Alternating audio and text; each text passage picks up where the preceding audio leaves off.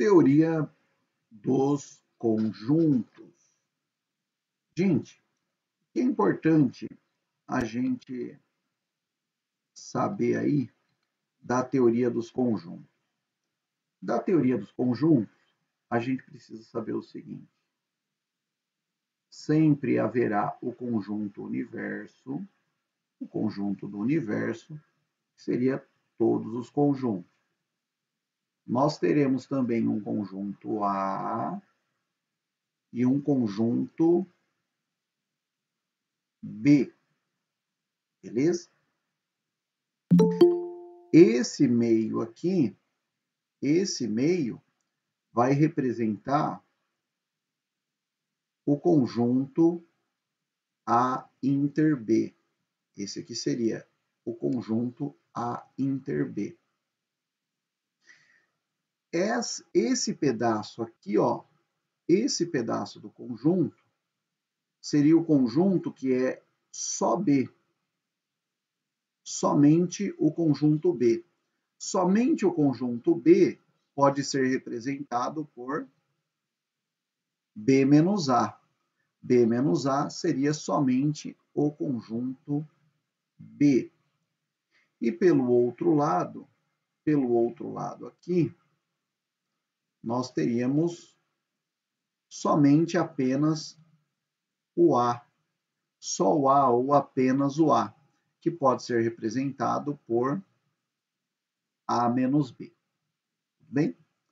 Então, era isso que eu tinha para falar para vocês. E vamos para a questão. A questão diz o seguinte: o VEST 2018. Dentre os candidatos que fizeram a prova de matemática, português e inglês no concurso, 20 obtiveram nota mínima para aprovação nas 3 disciplinas. Além disso, sabe-se que 14 não obtiveram nota mínima em matemática, 16 não obtiveram nota mínima em português, 12 não obtiveram nota mínima em inglês, 5 não obtiveram nota mínima em matemática e em português, 3 não obtiveram nota mínima em matemática e inglês, 7 não obtiveram nota mínima em português e inglês, e 2 não obtiveram nota mínima em português, matemática e inglês. A quantidade de candidatos que participaram do concurso foi... Perceba que ele fala inicialmente que 20 obtiveram nota mínima para aprovação nas 3 disciplinas. E depois, ó, todos aqui têm não. Então, o que eu vou fazer? Eu vou fazer o conjunto do não, porque vai ficar mais fácil. Então, vou fazer o conjunto do não. Como eu farei o conjunto do não? Presta atenção, ó. Então, a gente tem 3 conjuntos aí. Matemática, então vamos lá, ó. Ó, matemática. Tudo que eu estou fazendo é do não. Português.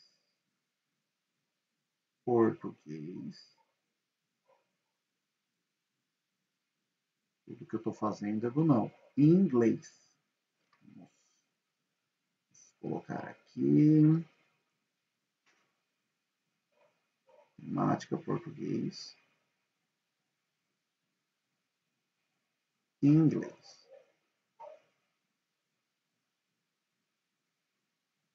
Beleza? Então, vamos usar isso aqui, ó. Além disso, a gente tem o meu, o seu, o nosso universo. O universo seria este retângulo aqui. Este é o universo. Então, vamos lá. Olha só o que ele fala. O autor aqui, ó, ele está dizendo o seguinte. O autor está dizendo o seguinte. A gente sempre tem que começar esse exercício de conjunto da maior interseção possível. Seria essa daqui, ó.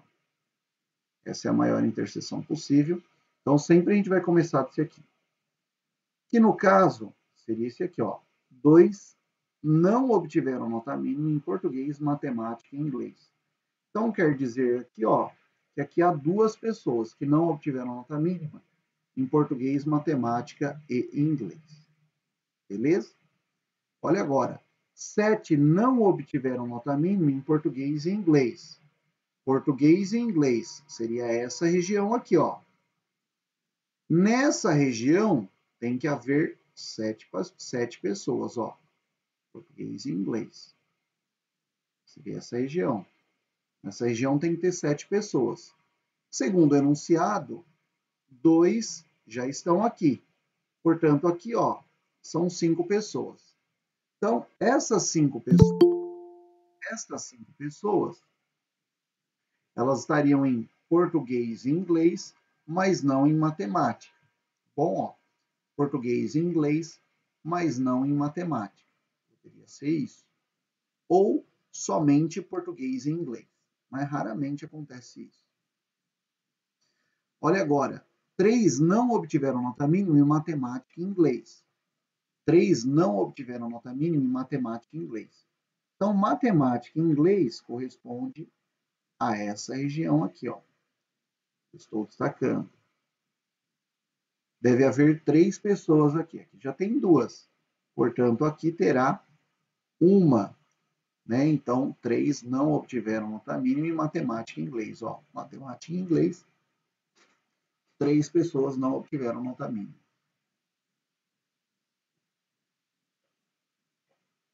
Vamos agora para a próxima. Fala aqui, ó. 5 pessoas não obtiveram nota mínima em matemática e em português. 5 pessoas não obtiveram nota mínima em matemática e português. Matemática e português seria essa região que eu estou destacando. São 5 pessoas. Aqui já tem 2, portanto, estão faltando 3 pessoas. Beleza? Vamos lá. 12 não obtiveram nota mínima em inglês. 12 pessoas não obtiveram nota mínima em inglês. Mas olha aqui, ó, aqui já tem 5, 6, 7, 8. Então, para 12 faltam 4 pessoas. Então, aqui, ó, 12 pessoas não obtiveram nota mínima em inglês. 16 não obtiveram nota mínima em português. 16 não obtiveram nota mínima em português. 5 mais 3, 8. 9, 10. Então, 16 não obtiveram nota mínima em português. Então, aqui dá 16. Tudo bem? Ó, aqui já deram 10 pessoas, mais 6 dá 16. Depois, 14 não obtiveram nota mínima em matemática. 14 não obtiveram nota mínima em matemática. Aqui já tem 6. 6, então, 6 mais 8 dá 14. Então, 6 mais 8 daria 14, que não obtiveram nota mínima em matemática. Além disso, o que a gente tem aqui? Além disso, o que a gente tem aqui? A gente tem as 20 pessoas que obtiveram nota mínima para aprovação nas 3 disciplinas. Então, quer dizer que esse 20, ele está aqui fora, porque aqui é tudo não. Então, o sim estaria aqui fora, tudo bem? Aqui é não matemática, não português e não inglês.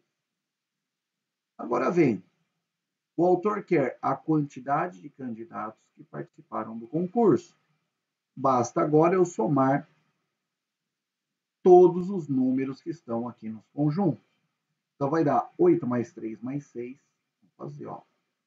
8 mais 3 mais 6, mais 1 mais 2 mais 5, mais 1 mais 2 mais 5, mais 4 e mais 20.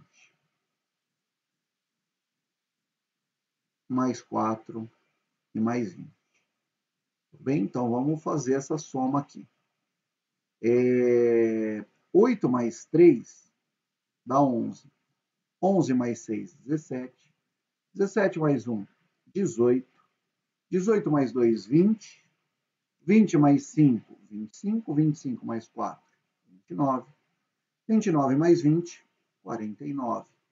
Correspondendo, então, à alternativa E. O que vocês acharam dessa questão, gente? Fácil, média ou difícil?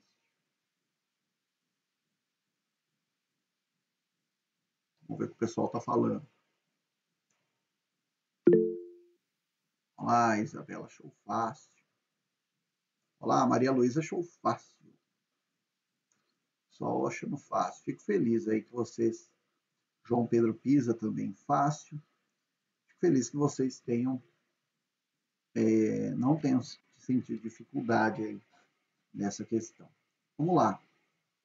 Vamos passar para a próxima, então. Gente, se eu for muito rápido, por gentileza, me avisem. Se você precisar de mais tempo para copiar, é só falar que a gente para um pouquinho aí para você, tá bom? Gente, ó, essa questão fala de função. A ideia aqui seria falar de função. Então, assim, o que é uma função? Uma função, gente, nada mais é do que uma relação binária, em que todo elemento de x tem um único correspondente em y. Então, quer dizer que o x tem que ligar com o y. Então, ó, o primeiro conjunto tem que ter correspondente. Então, nesse caso aqui, seria função. Eu vou te dar outros dois exemplos quando não é função. Quando que não é função? Não é função quando você tem algum elemento que não liga com ninguém, esse caso não é função, ou quando você tem um elemento aqui, um elemento do x, que está ligando com 2. Quando você tem um elemento do x, que está ligando com 2. Então, esses dois casos aqui, ó, não representam função. Nem esse, nem esse. Vou colocar assim, para ficar melhor para você. Esses dois casos aqui, ó, é não função.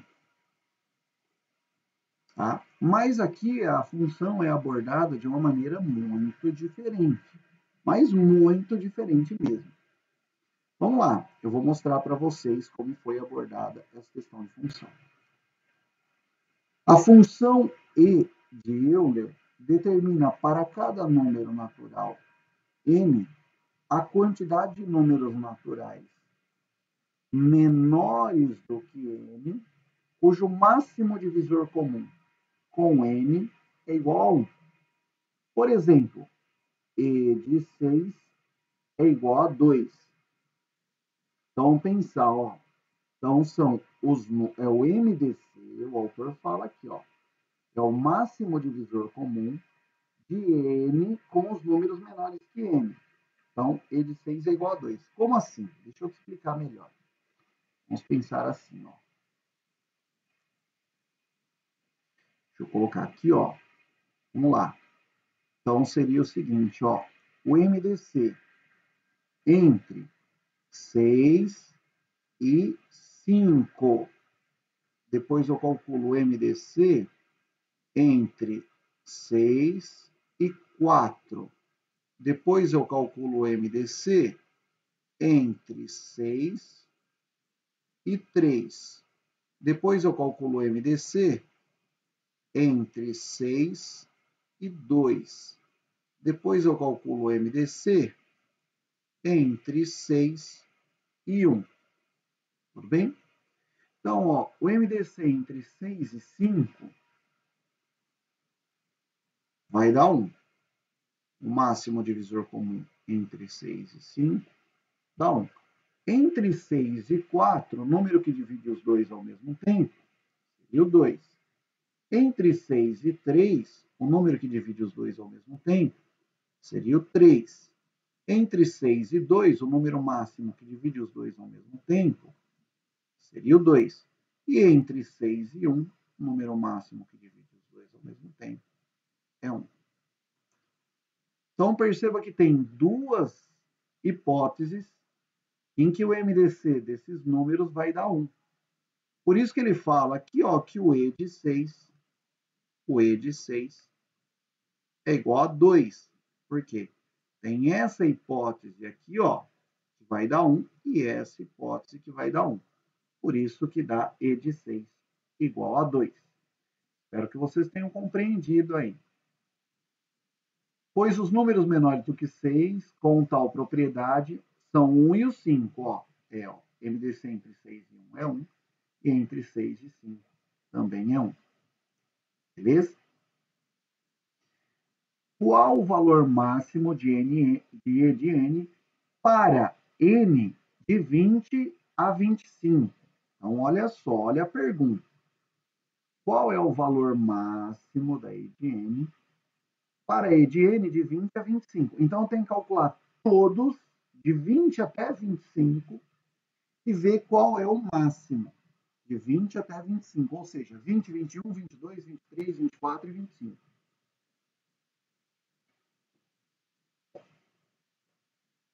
Ô, gente, então o que eu vou fazer aqui? Para fazer um pouquinho mais rápido e a gente não demorar muito, o que eu vou fazer? Eu vou calcular um por um. Então, vamos começar do E de 20.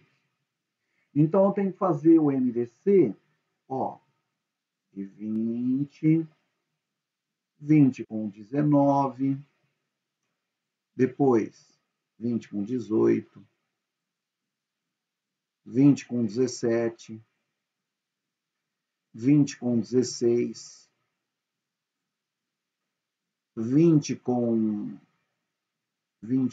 15, 20 com 14.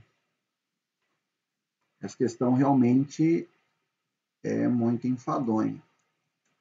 20 com 14, 20 com 13, 20 com 12, 20 com 11, 20 com 10, e não posso esquecer nenhum. 20 com 9, 20 com 8, trash, hein? Vamos lá. 20 com 7, 20 com 6, 20 com 5, 20 com 4, 20 com 3, 20 com 2 e 20 com 1. Então, eu vou ter que fazer o MDC de cada caso aqui e ver quais deles darão 1. O MDC de cada caso e ver qual deles vai dar 1. Então, vamos lá. Vamos fazer um por um aqui. Ó, 20 com 19 vai dar 1. Não tem divisor comum. 20 com 18, o 2 divide os dois ao mesmo tempo. Então, 2 é o máximo divisor comum. 20 com 17 vai dar 1. 20 com 16, o 4 divide os dois ao mesmo tempo. 20 com 15, aqui é 3 e 5, aqui o 5 divide os dois ao mesmo tempo. 20 com 14, aqui o 2 divide os dois ao mesmo tempo. 20 com 13, o 1 divide eles ao mesmo tempo, né? O 13 é primo. 20 com 12, o 4 divide os dois ao mesmo tempo. 20 com 11 vai dar 1. 20 com 10, 20 com 10, 20 com 10 dá 1 também? Não, dá 2, 5, dá 10. 20 com 10, 10 divide os dois ao mesmo tempo. 20 com 9, 20 com 9 dá 1 também. 20 com 8, 20 com 8, o 4 divide os dois ao mesmo tempo.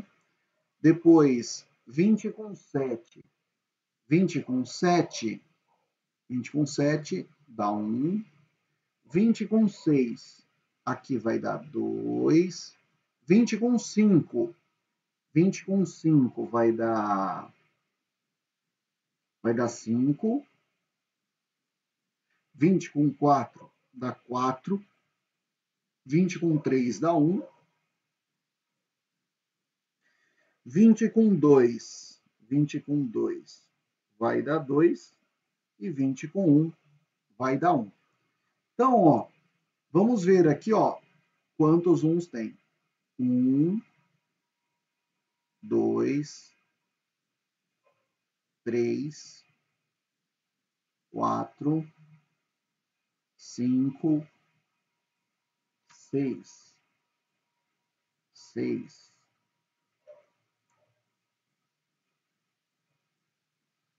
7, 8.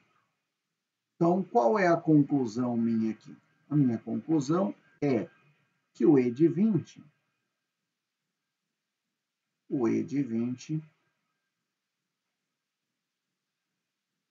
é igual a 8. Tem calculado 21, 22, 23, 24 e 25.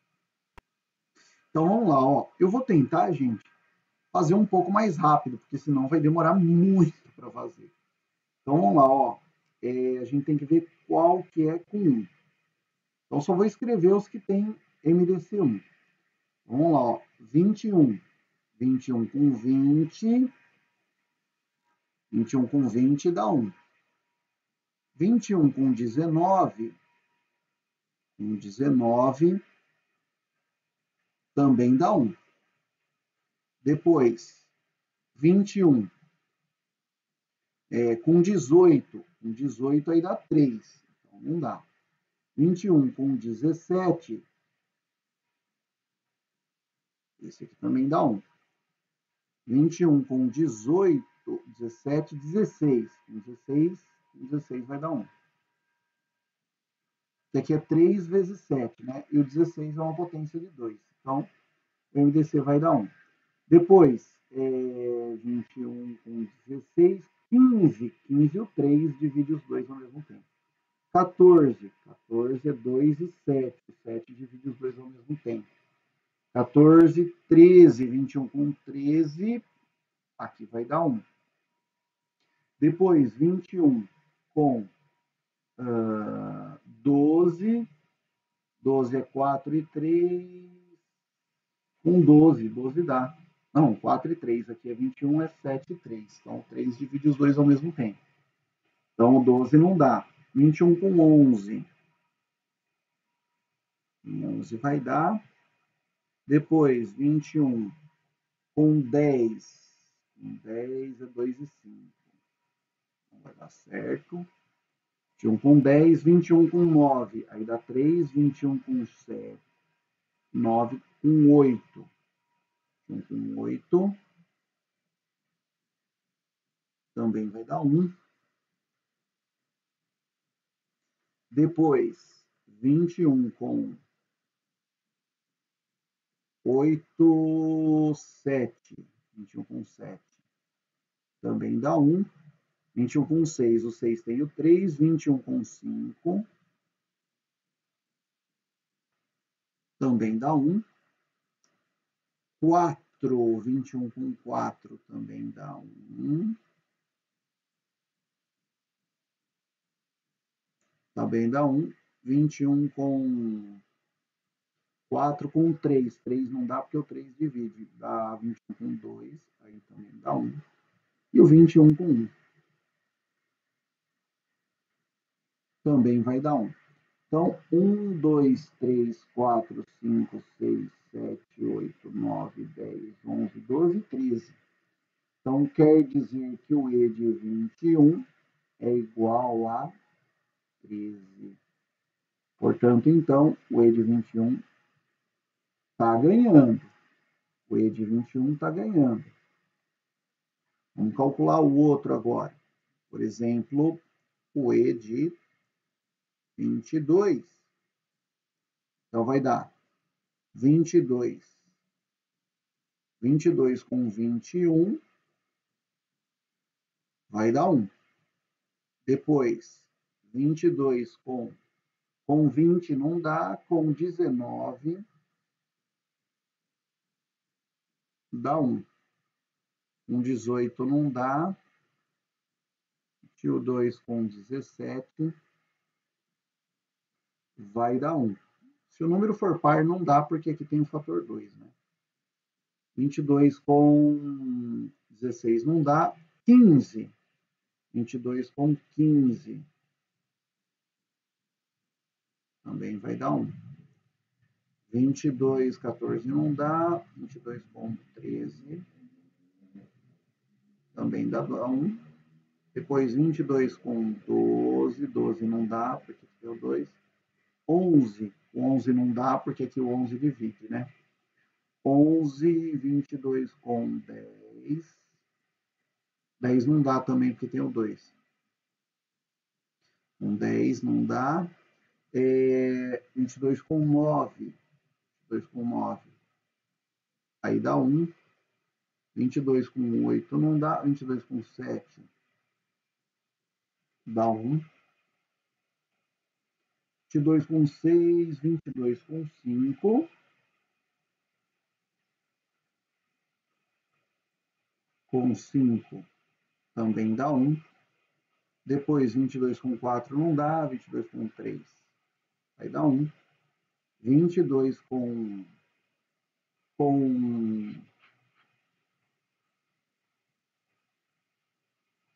2. 2 não dá certo. 22 com 1 vai dar 1. Então, 1, 2, 3, 4, 5, 6, 7, 8, 9, 10. Portanto, o E de 22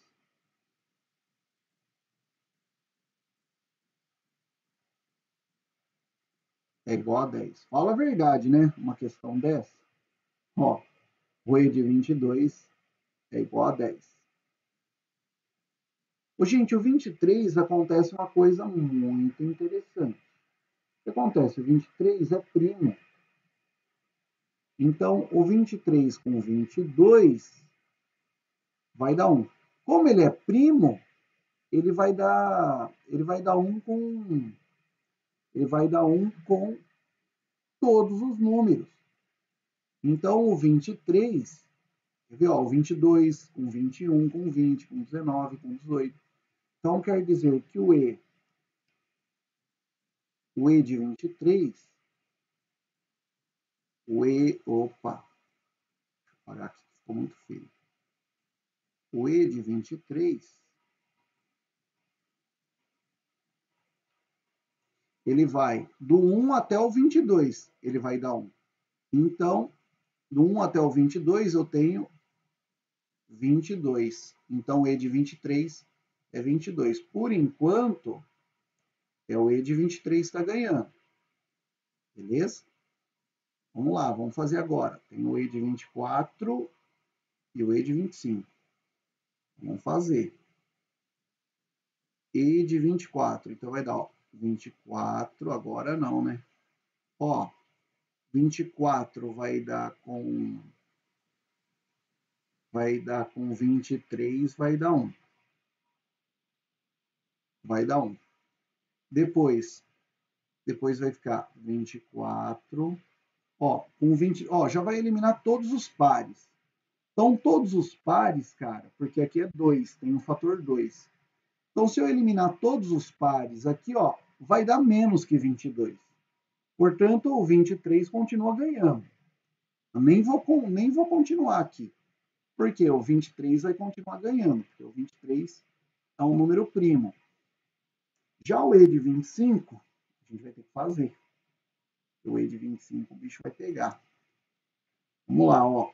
O E de 25, deixa eu colocar de preto aqui. Calculando. 25 com 24. 25 com 24 dá 1.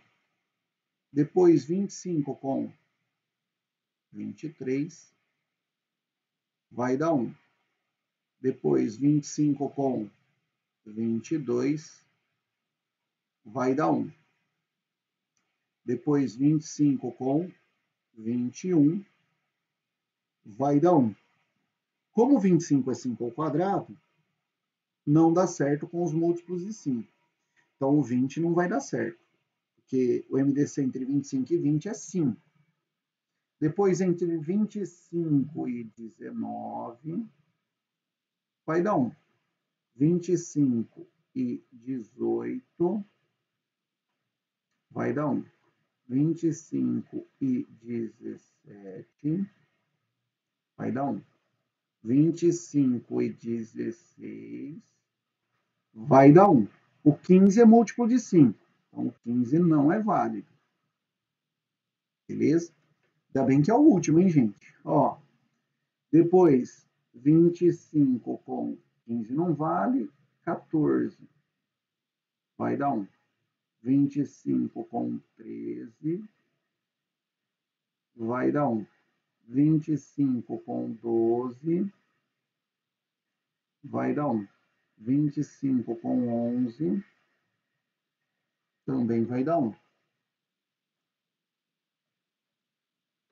Depois 25 com 10 não vale, né? Porque ele vai dar múltiplo de 5. 25 com 9 vai dar 1. 25 com 8 vai dar 1. 25 com 7 vai dar 1. 25 com 6 vai dar 1. O 25 com 5 não dá certo. Depois 25 com 4 vai dar 1. 25 com 3 vai dar 1. 25 com 2 vai dar 1. E 25 com 1 vai dar 1 também. Então vamos ver aqui, ó, quantos MDCs deram 1. 1, 2, 3, 4, 5, 6, 7, 8, 9, 10, 11, 12, 13, 14, 15, 16, 17, 18, 19, 20. Então, quer dizer que o E de 25,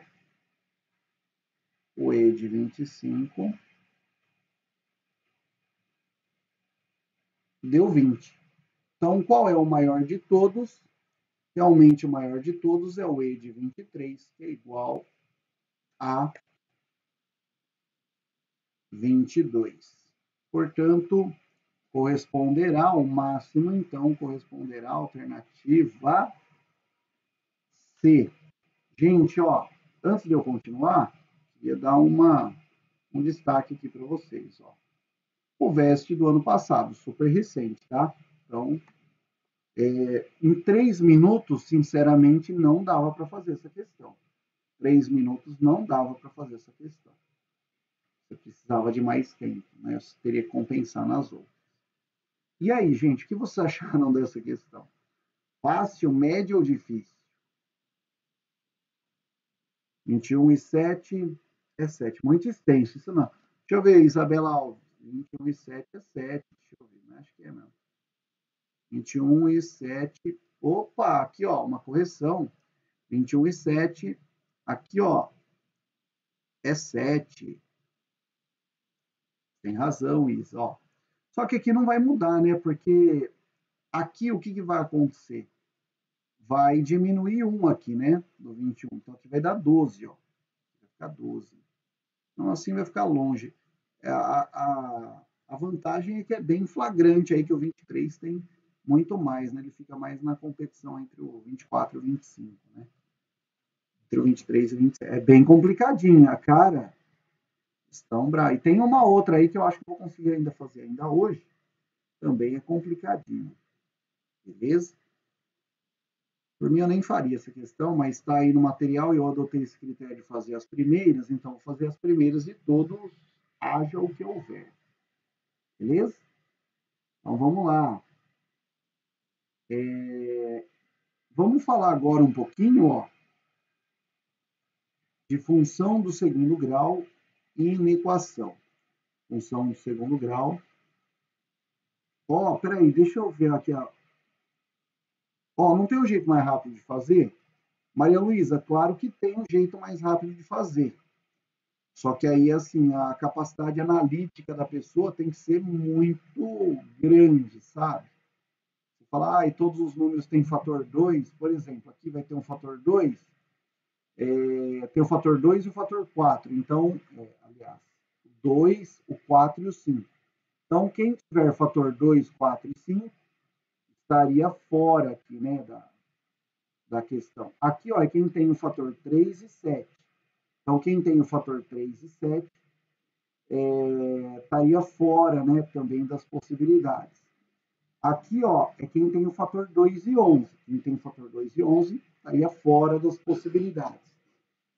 Aqui, ó, como é um número primo, então seria todos. Mas aí seria calcular o 25 mesmo assim. Mas eu vou ser sincero, para você pensar isso lá na hora, é muito difícil. Não estou te subestimando, não.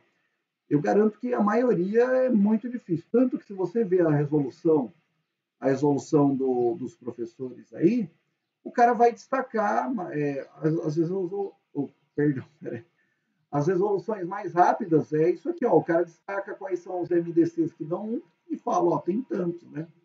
Você pode até pesquisar depois, mas é complicada mesmo, tem questão que não tem como, que é muito brava.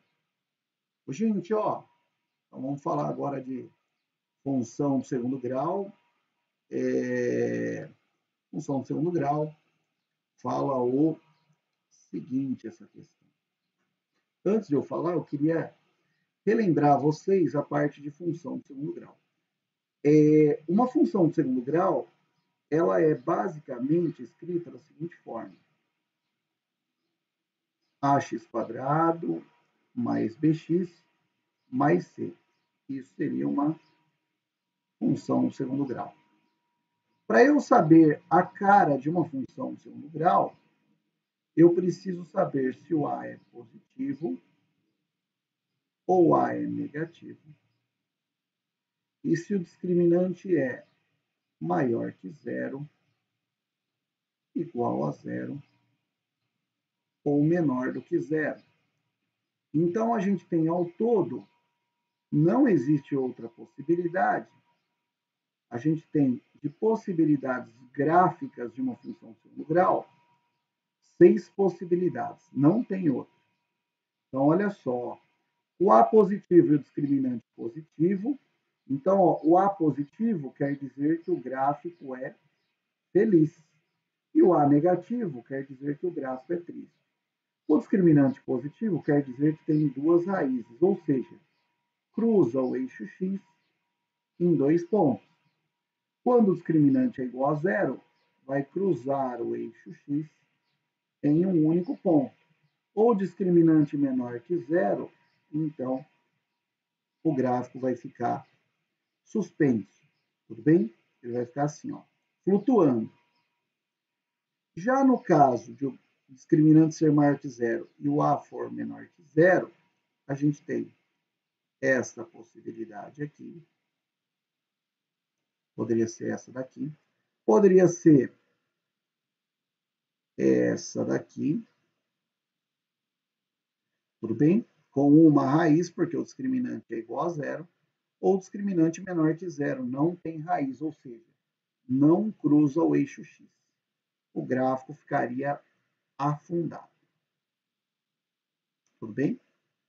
Então, aqui o que a gente faz? Tudo que está para cima do eixo x, tudo que está para cima do eixo x é positivo. E tudo que está para baixo do eixo x é negativo. Então, aqui seria a análise de sinal da primeira função. Já dessa segunda, aqui é positivo, aqui ó, é zero e aqui é positivo de novo. Aqui, quando o discriminante é menor que zero, ele é positivo o tempo inteiro. Tudo bem? Se o discriminante aqui é maior que zero, então nós teríamos o seguinte. Aqui é negativo, aqui é positivo e aqui é negativo. Já aqui nós teríamos, aqui é negativo, aqui é zero e aqui é negativo. E aqui o gráfico todo afundado seria sempre negativo. Bem? Então, é isso que a gente tem para falar de uma função de segundo grau. Então, a função de segundo grau que é sempre positiva seria essa daqui, ó. É a função de segundo grau que é sempre positiva. Sempre negativa é essa daqui. Você vai ajustar sempre os valores do A, que é chamado coeficiente dominante, e do discriminante, para falar qual é a carinha do gráfico, tá? Então, você vai pegar o coeficiente dominante e o discriminante para falar qual é a carinha do gráfico. Tudo bem? Então, vamos lá. Olha lá, Unicamp 2020, hein? Sabendo que A é um número real, considere a equação quadrática, essa daqui. Se as soluções dessa equação são números inteiros, o módulo da soma das soluções, ele aqui, ó, módulo da soma. Gente, não confunda módulo da soma, módulo da soma. Ó, o módulo da soma é isso aqui. Opa, módulo da soma. Não confunda módulo da soma com soma dos módulos. Soma dos módulos. O que é a soma dos módulos? Módulo de x1 mais módulo de x2. Gente, isso não é válido só para módulo. Vale também para quadrado, para cubo, para quarta. Quadrado da soma. Quadrado da soma. Soma dos quadrados. Soma dos quadrados. Você que vai prestar FUVEST, fique esperto, porque eles adoram isso aí. A Unicamp também, que são questões, provas mais técnicas. Vamos lá. Sabendo que há um número real, considere a equação quadrática se as soluções dessa equação são números inteiros. Isso é super importante. As soluções dessa equação são números inteiros. O que isso significa? Significa que as duas raízes, x1 e x2, é elemento dos números inteiros. Então, ele quer saber o módulo da soma das soluções. Então, ele quer que eu encontre a solução dessa equação. Então, vamos lá, ó. Eu tenho uma equação. Essa equação aí, 2x² mais ax mais 10 é igual a zero.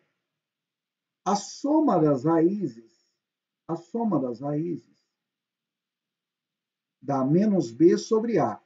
No caso, o b vale a. Então, ó, menos b sobre a. Menos b sobre a. Bem? E o produto das raízes será igual a c sobre a. C sobre a.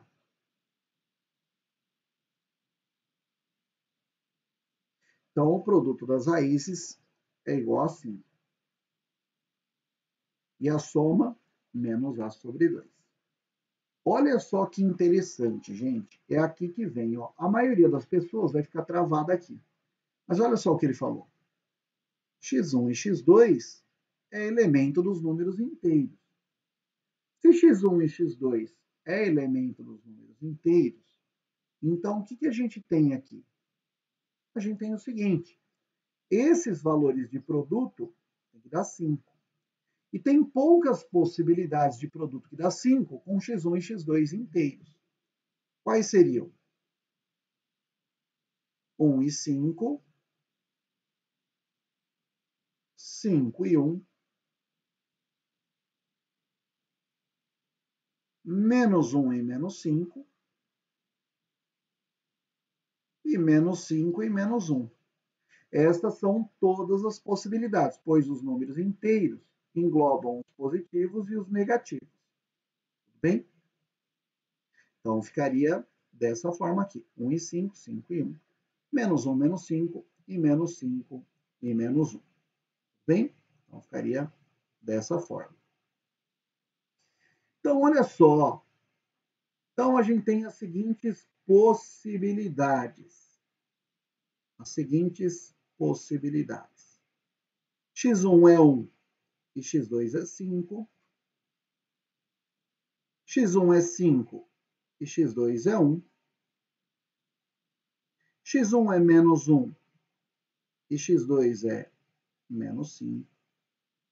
Ou x1 é menos 5 e x2 é menos 1. Beleza?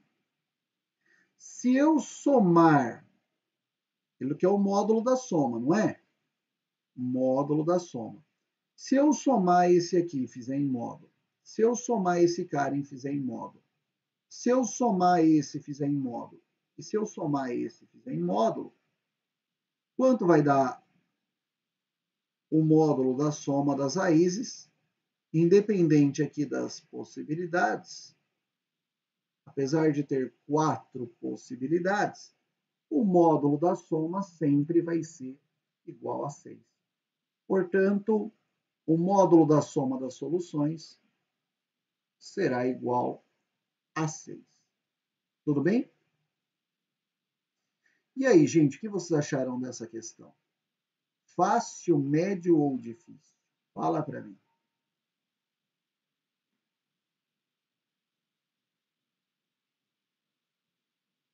O pessoal ainda está deixando ali a sua opinião.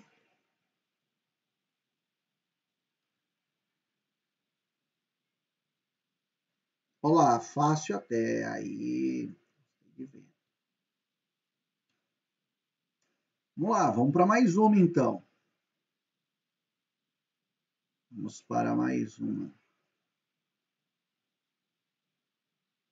Ah, garoto. Logaritmo. Questão 22 aí já aborda a parte de logaritmos. Queria então relembrar um pouco com vocês o que é um logaritmo, gente. O logaritmo de A na base B, o que é um logaritmo? O logaritmo nada mais é do que um expoente, porque pela definição de logaritmo, a gente sabe que b elevado a x é igual a A. Então, ó, b elevado a x é igual a A. Então, isso aqui, ó, esse cara é o logaritmo. Perceba que o logaritmo é o expoente. Então, o logaritmo é expoente. Como o logaritmo é expoente, a gente tem algumas consequências da definição.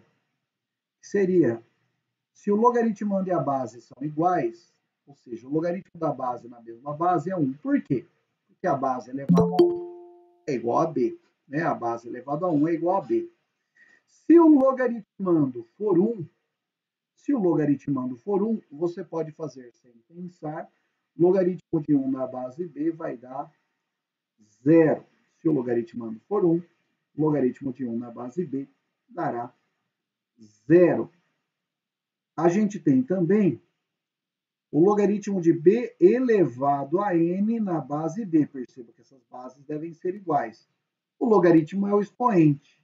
Então, o logaritmo será o próprio n, como consequência da definição.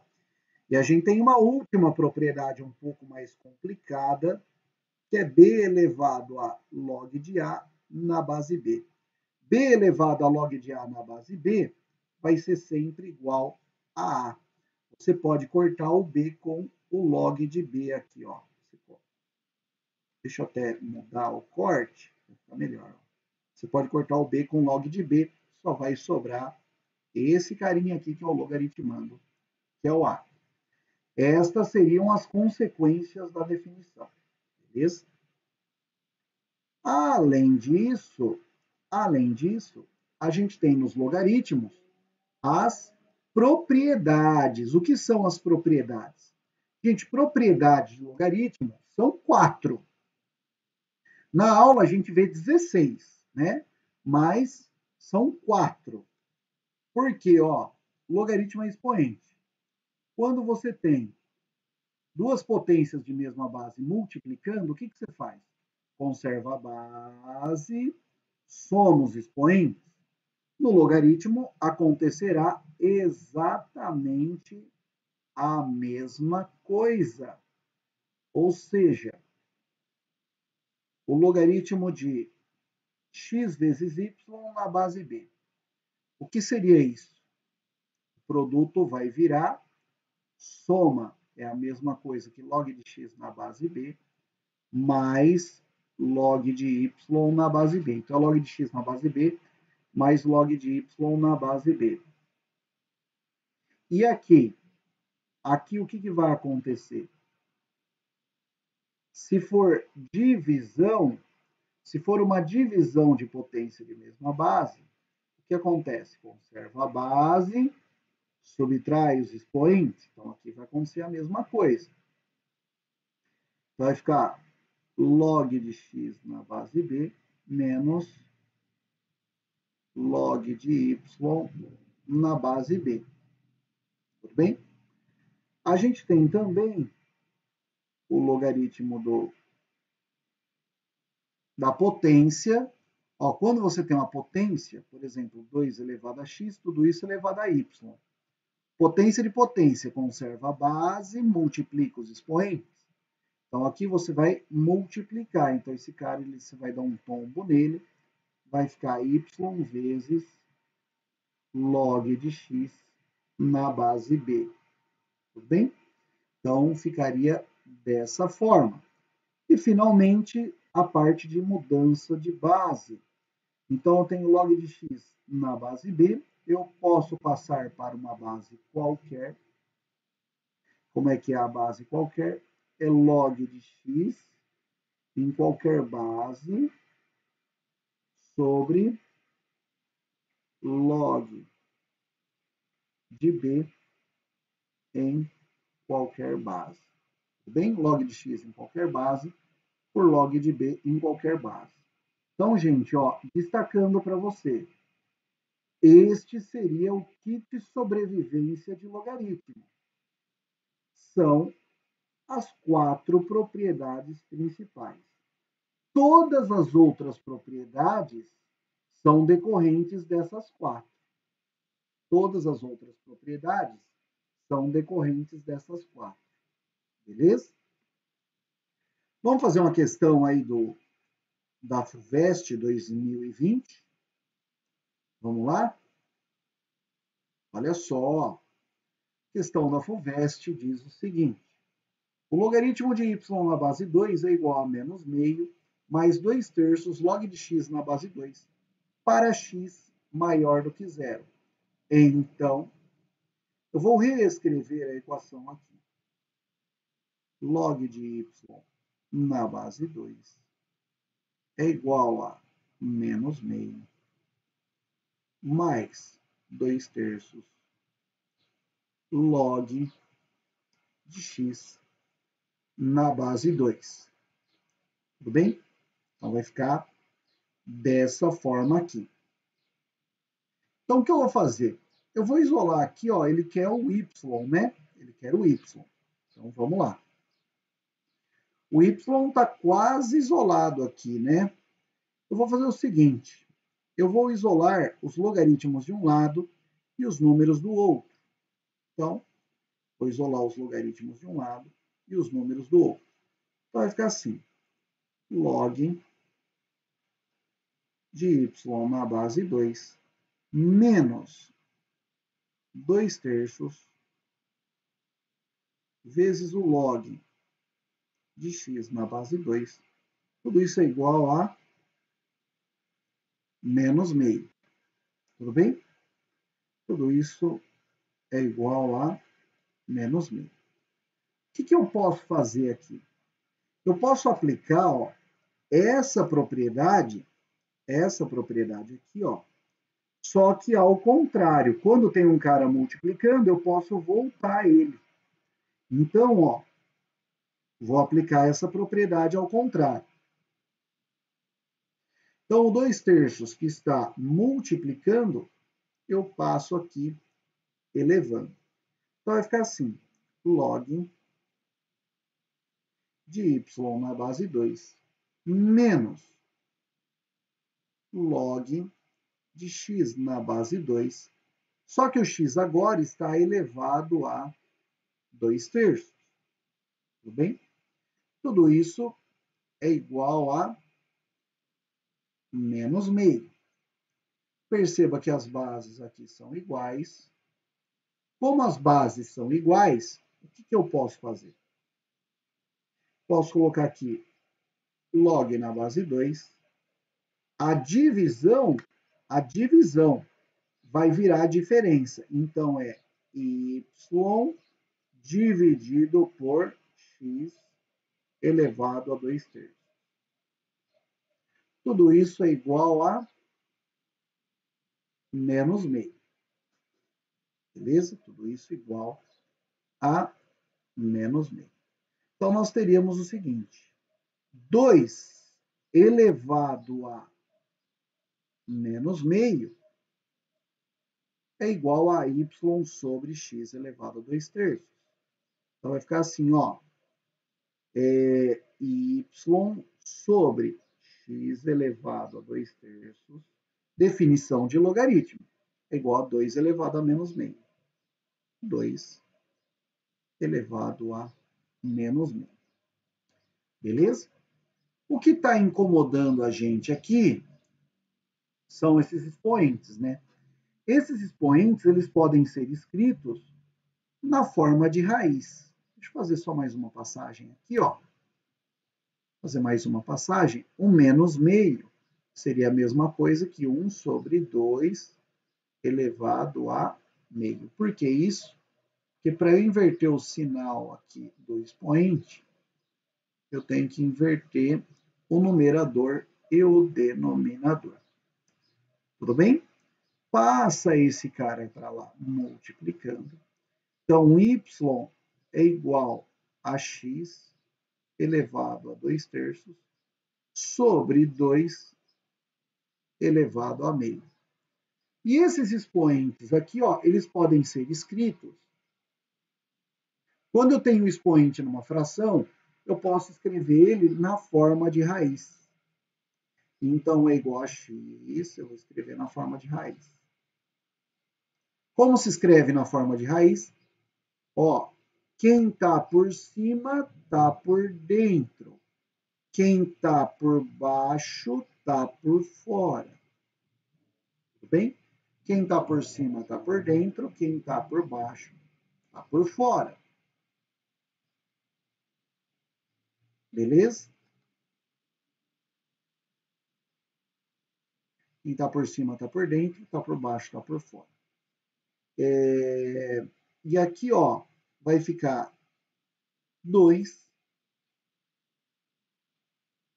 E aqui eu tenho o elevado a meio. Elevado a meio é a mesma coisa que você pode lembrar assim também. Quem está no Sol? Quem está no Sol vai para a sombra. E quem está na sombra vai para o Sol, que é raiz quadrada de 2. Então, ó, o autor quer saber o y seria raiz cúbica de x ao quadrado sobre raiz quadrada de 2. Raiz cúbica de x quadrado sobre raiz quadrada de 2, que corresponde à alternativa A.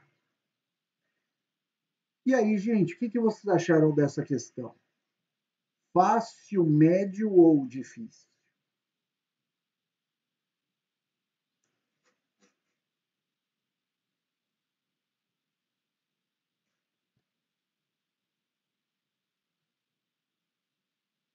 Olá, o meu grande amigo João Pedro aí falando.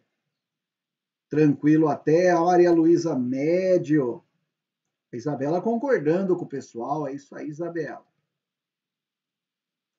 Vamos lá, hein? Então, ó, não se esqueçam aí, ó, que esse é o kit de sobrevivência do logaritmo, hein? Essas 4 propriedades, beleza? Vamos falar. Essa foi a questão 22. Vamos para a próxima. Opa, beleza? Função e equação exponencial. Gente, eu vou falar de função exponencial, equação exponencial, Já vou falar também de inequação exponencial para vocês, tá bom? Para fazer uma revisão bem completa aí para vocês. Gente, o que é uma função exponencial? Uma função exponencial é uma função em que a variável se encontra no expoente. Toda vez que a variável se encontra no expoente, eu estarei diante de uma função exponencial. E a gente tem aqui, basicamente, dois tipos de função exponencial. Epa, senão ficou muito reto. Vou colocar lado a lado para ficar mais didático aqui. A gente tem basicamente dois tipos de função exponencial. A gente tem as funções exponenciais em que a base é maior do que 1. Esse tipo de função é uma função crescente. É aquela em que a base é maior do que 1. É uma função crescente. E a gente tem a função em que a base está entre 0 e 1. A base está entre 0 e 1. Quando a base está entre 0 e 1, eu estou diante de uma função exponencial decrescente. Tudo bem? Então, a gente tem a função crescente e a função decrescente. Alguns detalhes. Qualquer função exponencial, ela nunca vai chegar a zero. Ela fica muito próxima do zero, mas nunca toca. Muito próxima do zero, mas nunca toca. Esse nome dessa reta que fica muito próximo do zero, mas nunca toca, a gente chama de assíntota. A assíntota é a reta que chega muito próxima do zero, mas nunca vai tocar.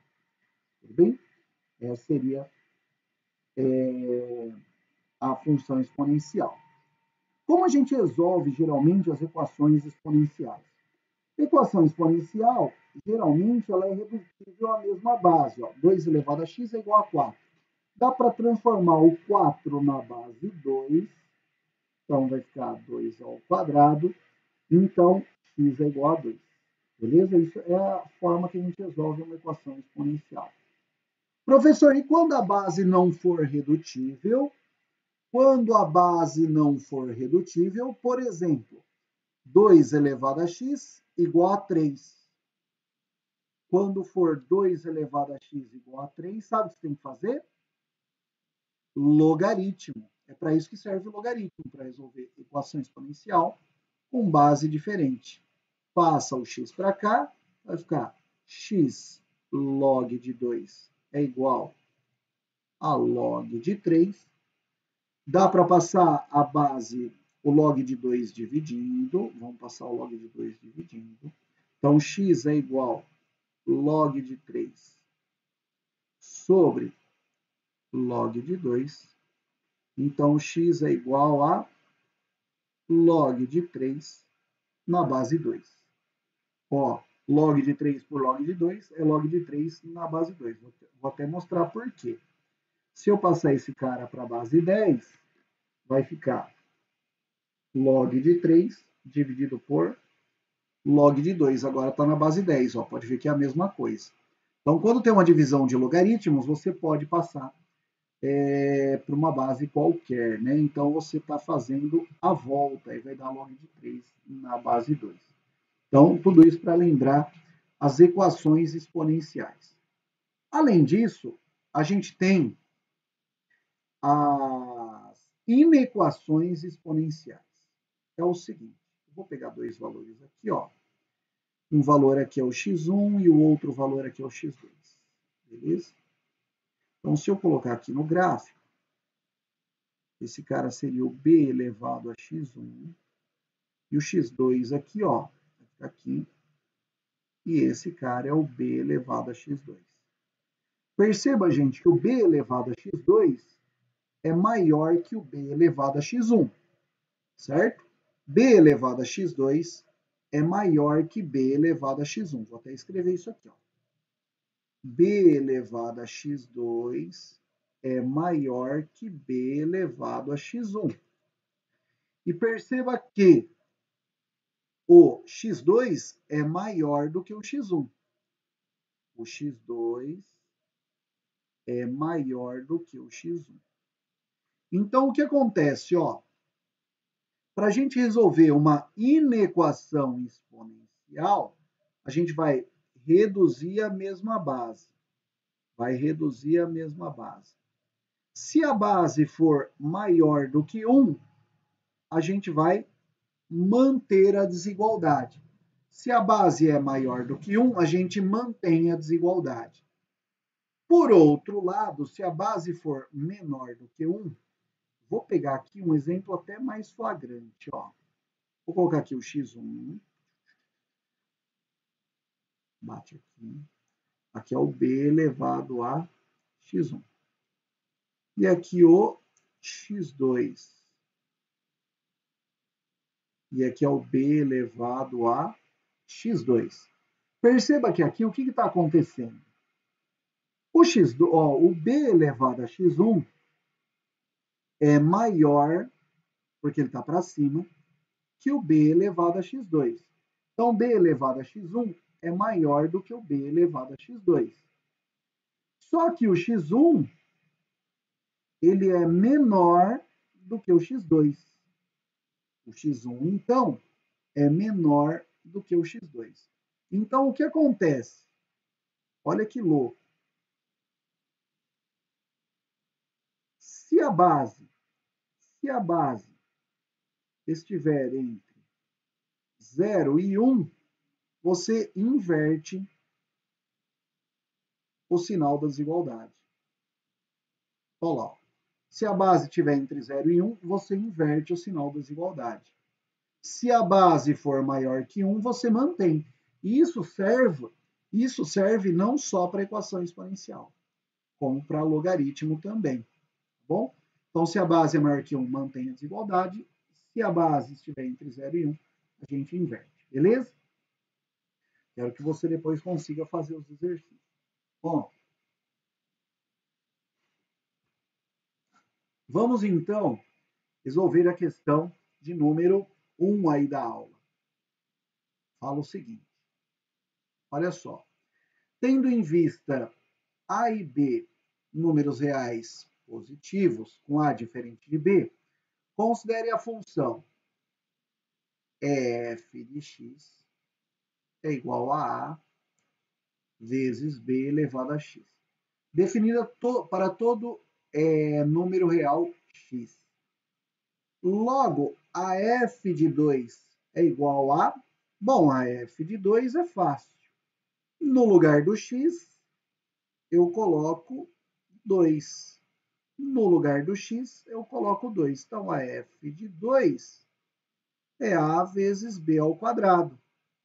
Procura uma alternativa que é a vezes b ao quadrado. Tem alguma? Não, não tem nenhuma. Ele deixou tudo em função aqui, de f de 1, f de 3, f de x, f de 0. Então, vamos testar uma por uma. Então, vou testar primeiro a alternativa A. Vamos lá. Quanto vale a f de 1? Ora, a f de 1, no lugar do x, eu coloco 1. É a vezes b elevado a 1. E a f de 3? A f de 3, no lugar do x, eu coloco 3. Então, vai dar a vezes b elevado a 3. Agora vem f de 1 vezes f de 3. Raiz disso tudo. Então, vamos lá. F de 1 vezes f de 3, raiz disso tudo. Então, vamos fazer,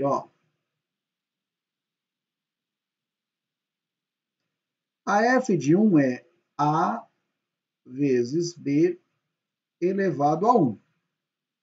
A vezes b elevado a 1. E a f de 3 é a vezes b elevado a 3. Se eu multiplicar os dois, a vezes a a quadrado. B elevado a 1 vezes B ao cubo dará B elevado à quarta. A raiz do produto é igual a raiz de A quadrado vezes raiz de B à quarta. Raiz de A quadrado vezes raiz de B à quarta. E a raiz de A ao quadrado, ó, gente, vamos lembrar, ó, raiz de um número ao quadrado é igual ao módulo dele. A raiz do número ao quadrado é igual ao módulo dele. Então, a raiz do número ao quadrado, nesse caso, é o módulo de A, vezes raiz de B à quarta seria a mesma coisa que módulo de B ao quadrado. Porque a raiz do número ao quadrado é igual ao módulo. Então, ó, só um detalhe, ó. Se eu tenho raiz de menos 3 ao quadrado, eu não posso cortar aqui e falar que dá menos 3, porque, na verdade, menos 3 ao quadrado dá 9, e a raiz vai dar 3, tá bom? Então, ó, na verdade, é o módulo de menos 3 a resposta, que é igual a 3. Então, módulo de A, módulo de B ao quadrado. Aí você pode, olha, quase, hein? Porque A vezes B ao quadrado. Gente, só que A e B são números, olha, a Unicamp é caprichada a prova, hein? São números reais e positivos, com A diferente de B. Gente, se são números reais e positivos, módulo de uma coisa positiva é ela mesma. Portanto, dará A vezes B ao quadrado. E A vezes B ao quadrado é igual a F de 2. Portanto, alternativa correta. Alternativa A. E aí, gente, o que vocês estão achando? Fácil, médio ou difícil? Fala para mim.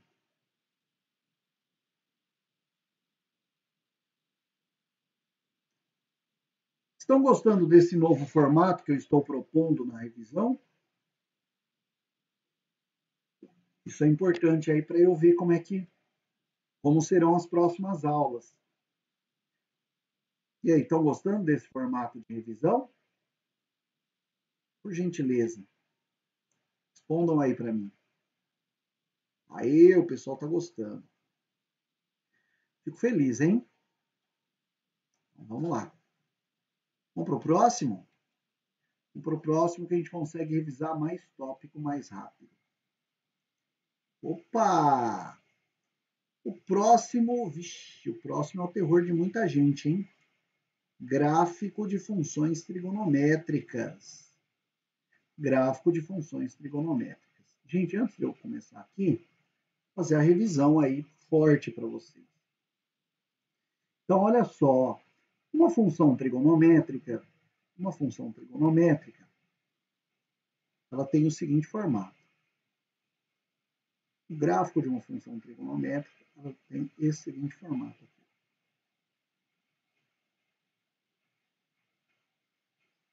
É isso que a gente viu na aula, tá? F de x é igual a A mais B seno de C vezes x mais D. Essa seria uma função trigonométrica completa. O que faz cada uma aqui? Vamos lá, vou explicar para vocês. O que é o A? O A é o efeito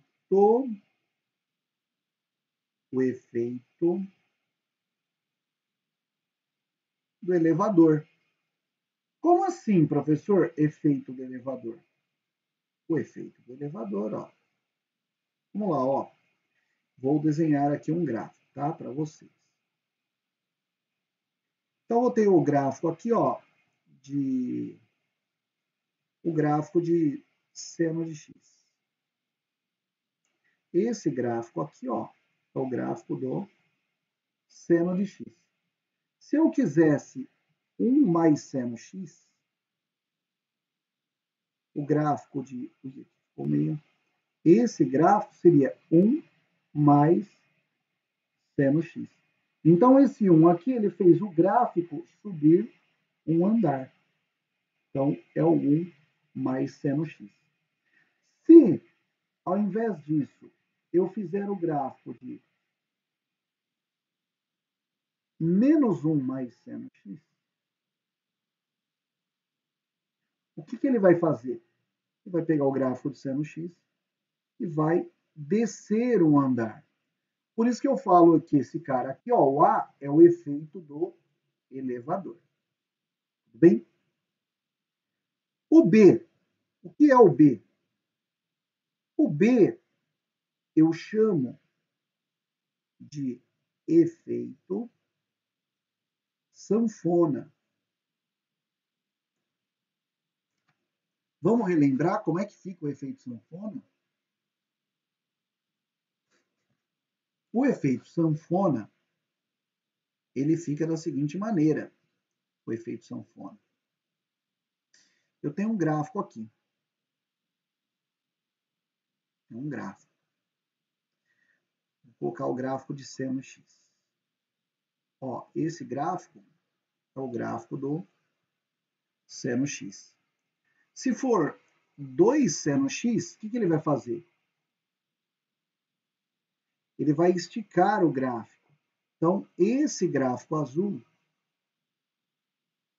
seria o gráfico de 2 seno x. Ó, e se for meio seno x? Se for meio seno x, ele vai encolher o gráfico aqui. Então, esse gráfico aqui, ó, seria meio seno x. Então, você tem o gráfico de 2 seno x e o gráfico de meio seno x. É o efeito sanfona. Por que efeito sanfona? Porque ele estica o gráfico, esse 2, ele esticou o gráfico, assim como o meio encolheu o gráfico. Beleza? E vamos aproveitar que a gente está na revisão. Se o número for negativo, o que o número negativo faz? O número negativo, ele roda o gráfico. Por exemplo, vamos supor, esse gráfico aqui é o gráfico de seno x. O gráfico menos seno x, ele vai fazer isso aqui com o gráfico. Então, esse gráfico aqui, ó, seria o menos 1 vezes o seno x. Esse menos, ele roda o gráfico. Tudo bem? Agora que vem,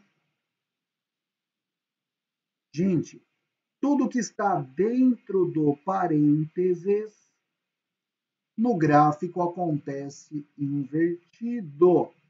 Tudo que acontece dentro do parênteses, no gráfico acontece invertido. Então, olha só, vamos desenhar aqui o gráfico de seno de x. E agora eu vou desenhar para vocês o gráfico do seno de 2x. Ó, o 2 está dentro do parênteses, tá vendo? Tudo que está dentro do parênteses, no gráfico acontece invertido. Então, olha só, o 2 dá a impressão que ele vai dobrar o gráfico. Só que, na verdade, ele vai pegar o gráfico e vai dividir por 2. Então, o seno de 2x vai ficar dessa forma aqui, ó. Esse seria o seno de 2x. O gráfico, ao invés de ficar dobrado, ele vai ficar dividido por 2. Ao invés de ficar dobrado, ele vai ficar dividido por 2. Tudo que acontece dentro do parênteses, no gráfico, acontece invertido.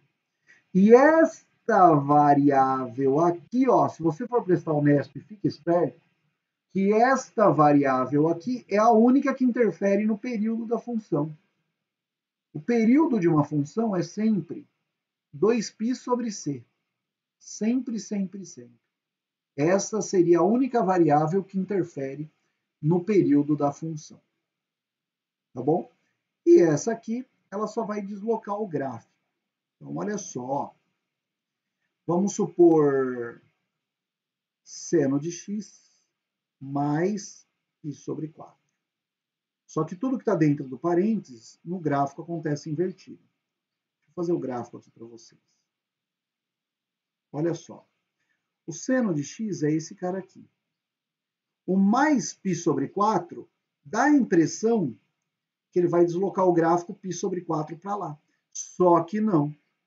ele vai deslocar o gráfico π sobre 4 para o outro lado. Então, ele fica π sobre 4, ó, deslocado aqui, ó, nesse pedaço. Então, o gráfico vai ficar deslocado π sobre 4 aqui. Então, tudo que acontece dentro do parênteses, no gráfico, acontece invertido.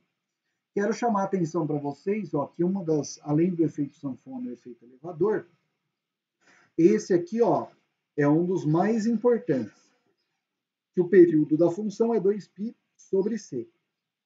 O único cara que interfere no período é esse cara aqui que acompanha o x dentro do parênteses. O restante das variáveis, nem o a, nem o b e nem o d, muda o período da função trigonométrica. Tudo bem? Então, vamos aí. Vamos agora aqui dominar. Questão 28 da FUVEST. Questão 28 da FUVEST diz o seguinte. Olha só. Admitindo que a linha pontilhada represente o gráfico da função f de x igual a seno de x. Então, a linha pontilhada é o gráfico f de x igual a seno de x. Deixa eu dar uma... Vou dar uma destacada aqui.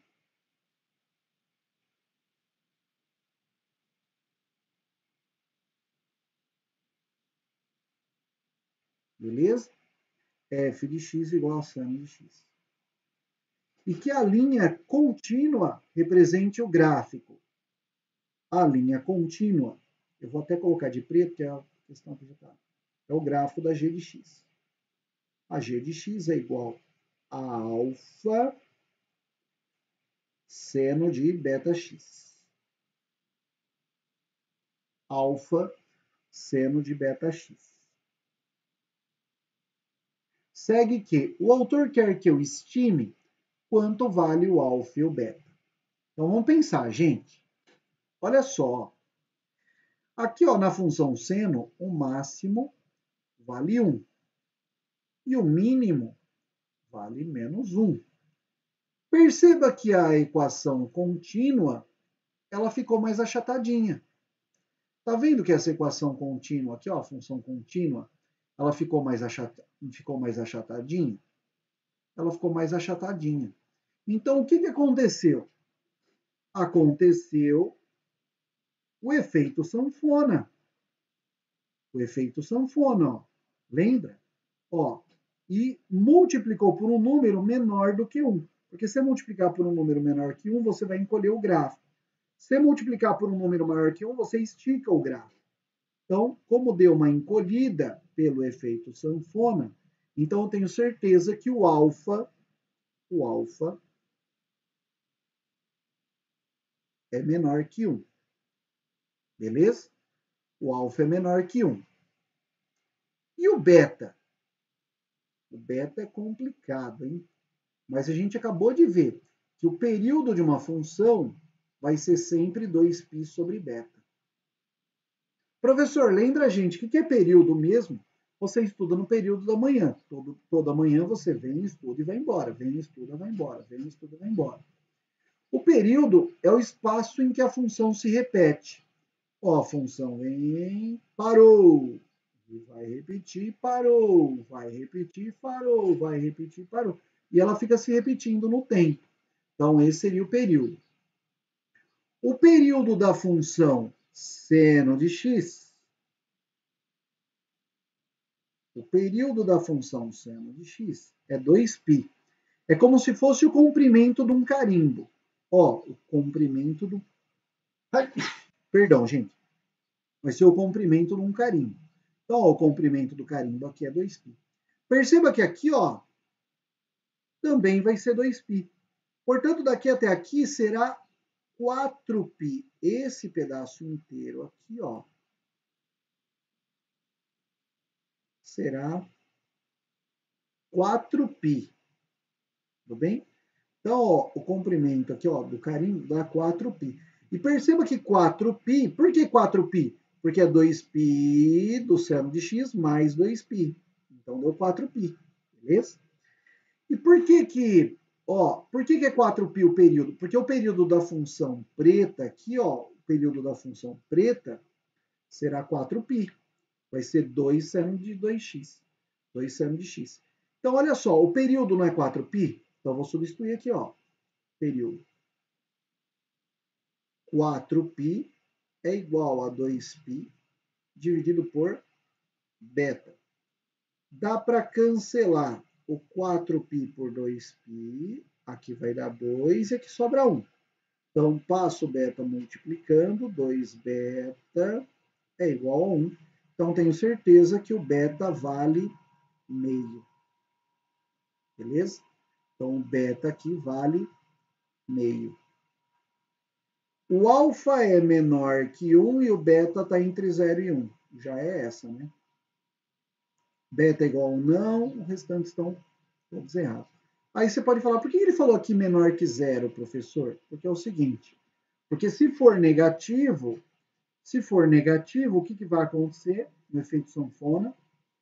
No efeito sanfona, quando é negativo, ele roda o gráfico, ó. Ele vai rodar esse gráfico aqui, ó. Ele vai ficar rodado. Você roda ele, ó. Então, quando for negativo, vai rodar. Por isso que vai estar entre 0 e 1. Beleza? E aí, o que vocês acharam dessa questão? Fácil, médio ou difícil?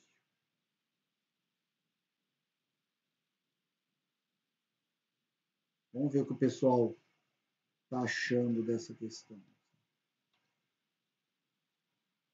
Olá, o João Pedro Pisa achou média.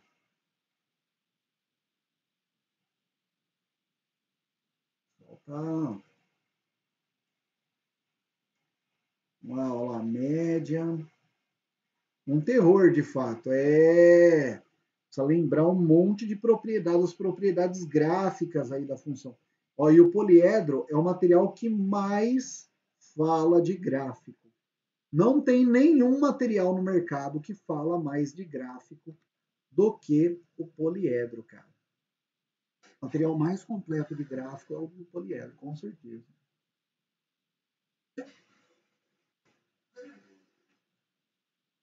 Bom, vamos para a próxima, então.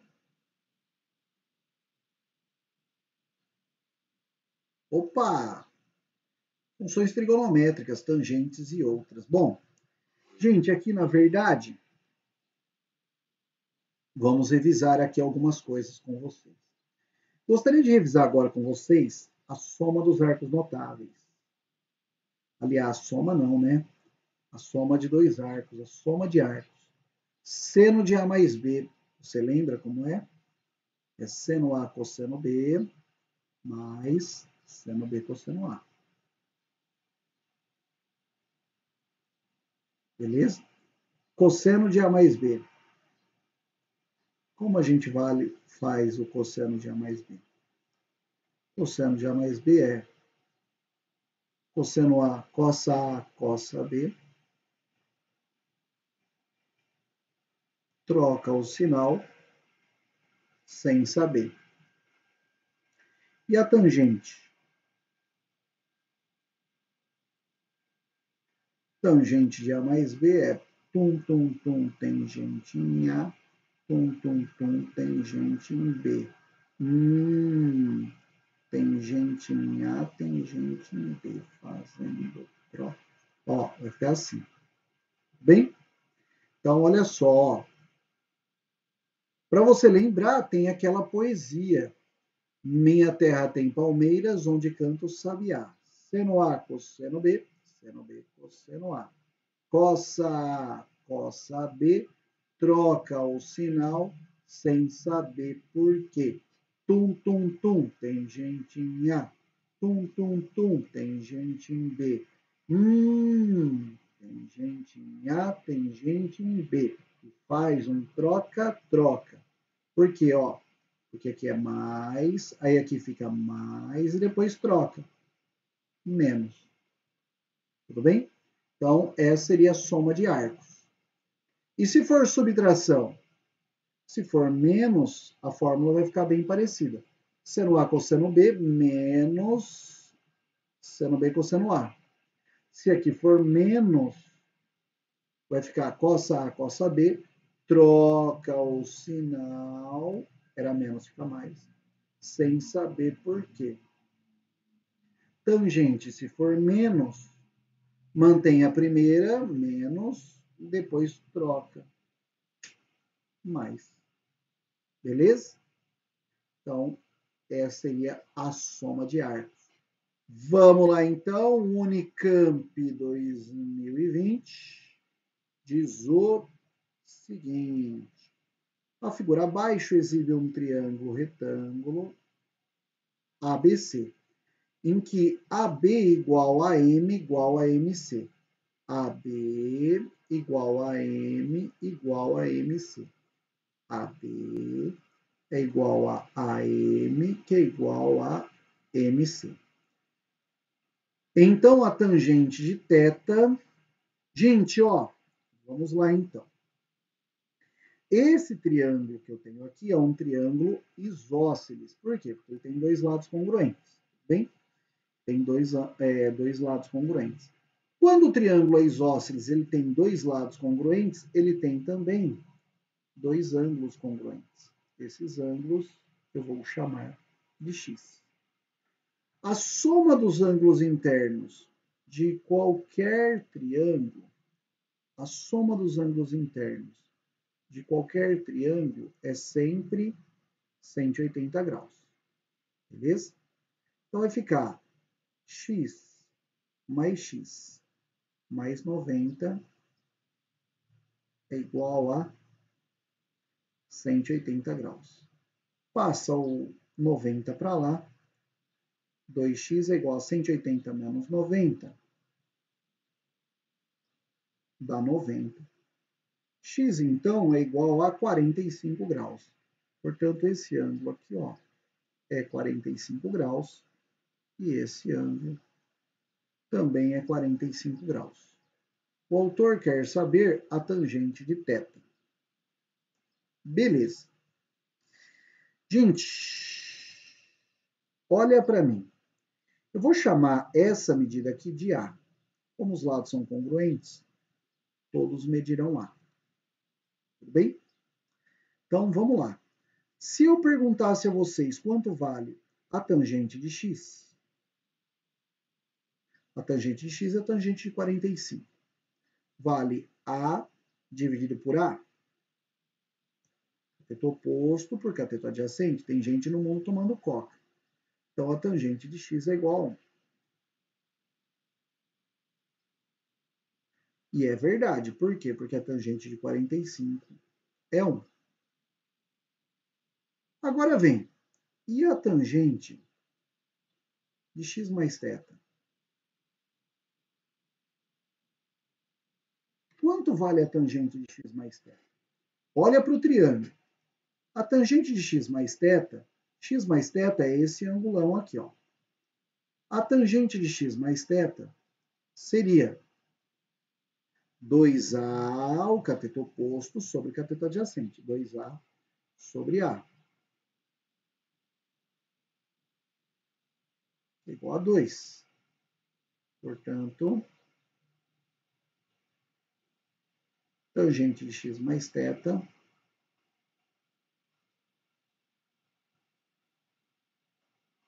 vale 2. Só que o autor só quer a tangente de θ, não de x mais θ. Como eu farei, então? Eu vou abrir aqui a tangente. A tangente de x mais θ, quanto valerá? A tangente de x mais θ valerá tangente de x mais tangente de θ sobre 1 menos tangente de x vezes tangente de θ. Tudo isso é igual a 2. Eu sei que a tangente de x é igual a 1. Então, eu vou substituir a tangente de x por 1. Substituindo, então, a tangente de x por 1, obterei o seguinte. 1 mais tangente de θ sobre 1 menos tangente de x vale 1 vezes tangente de θ. Tudo isso é igual a 2. Passa esse cara multiplicando. Então, obterei 1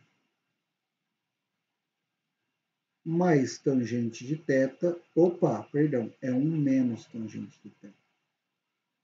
Ah, não, tá certo. 1 mais tangente de θ igual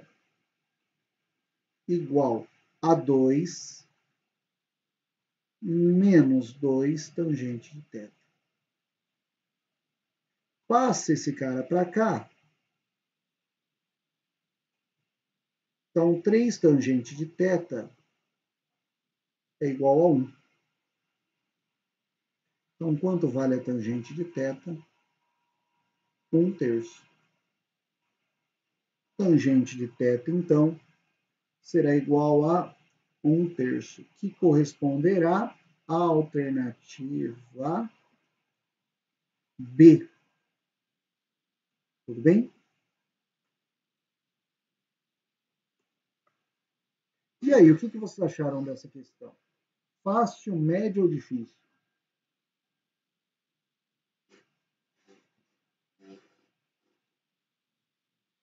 Vamos lá, vamos ver aí. O pessoal copia.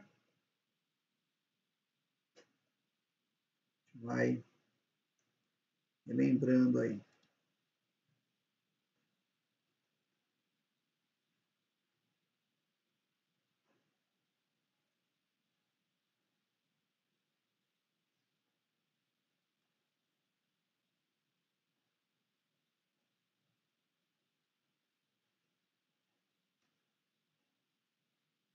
Bom, vamos lá então. Vamos para a próxima. Assim, a gente vai relembrando alguns tópicos aí com vocês. Gente, aqui fala de adição e subtração de arcos. Eu já revisei isso com vocês. Então, vou resolver diretamente aqui essa questão. Tudo bem? Olha só, o VEST 2016. No quadrilátero plano ABCD, ABC e ADC são retos, e AB igual a D igual a 1. BC igual a BD, que é igual a 2. E BD é uma diagonal. O cosseno do ângulo BCD vale cosseno do ângulo BCD vale. Vamos lá então, gente. Vamos pensar, ó. Vai ficar assim. Tem um quadrilátero, deixa eu ver quem é reto, ABC e ADC. Então, ABC. Então, vamos lá. Deixa eu tentar fazer.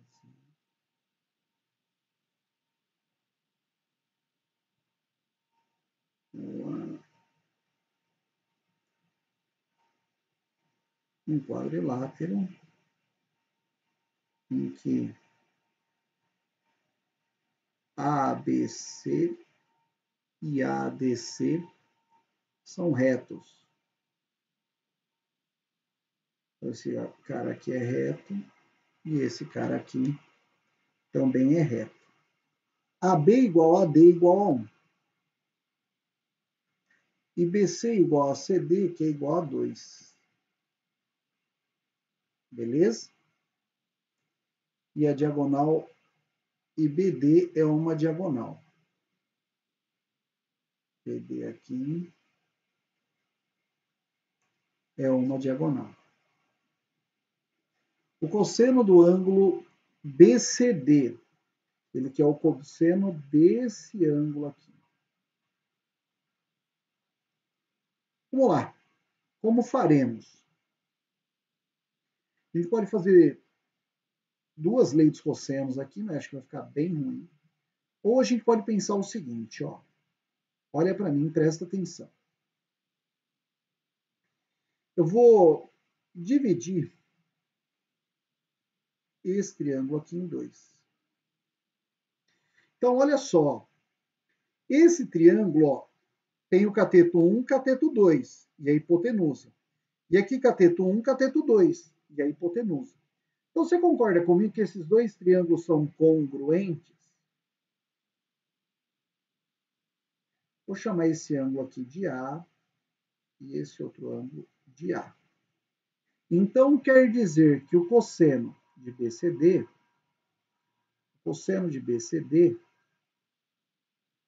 é a mesma coisa que o cosseno de 2A. É o cosseno de 2A. Para eu saber o cosseno de 2A, eu vou ter que descobrir aqui as razões trigonométricas. Olha só, dá para calcular o segmento AC. Como eu vou calcular o segmento AC? O AC ao quadrado é igual a 1 ao quadrado mais 2 ao quadrado. Então, AC ao quadrado seria igual a 1 mais 4. Então, AC ao quadrado é igual a 5. Então, AC é igual a raiz de 5. Então, quer dizer que essa medida é raiz de 5. Se essa medida é raiz de 5, dá para calcular o seno de A e o cosseno de A nesse triângulo aqui, ó. Dá para eu calcular o seno de A e o cosseno de A nesse triângulo. Quer ver? Quanto vale o seno de A? O seno de A é cateto oposto sobre hipotenusa. 1 sobre raiz de 5. E o cosseno de A? Cateto adjacente sobre hipotenusa. 2 sobre raiz de 5. E afinal, quanto vale o cosseno de 2A? Cosseno de 2A é cosseno de A mais A. É a mesma coisa, ó. Lembra, ó. Cossa A, cossa B, troca o sinal sem saber. Então, o cosseno de 2A é igual a cosseno ao quadrado de A menos seno ao quadrado de A.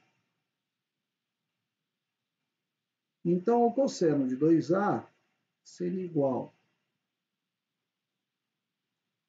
2 sobre raiz de 5 ao quadrado menos o seno de A, 1 sobre raiz de 5 ao quadrado.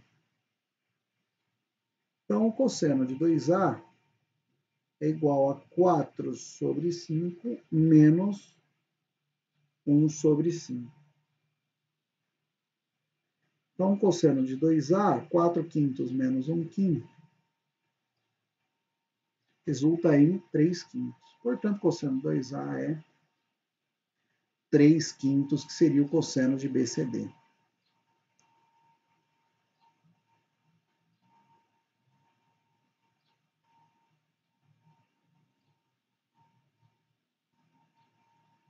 Tudo bem, gente? Corresponde à alternativa C. E aí, o que vocês acharam dessa questão? Fácil, médio ou difícil? Fala para mim.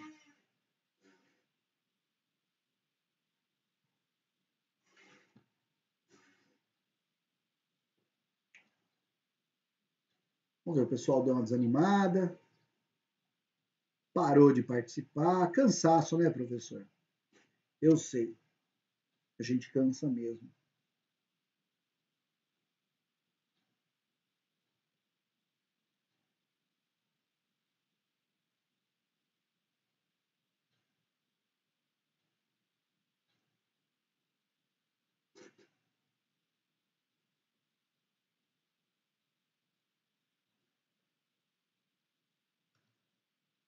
Olá, o João Pedro Pisa achou difícil. É, gente.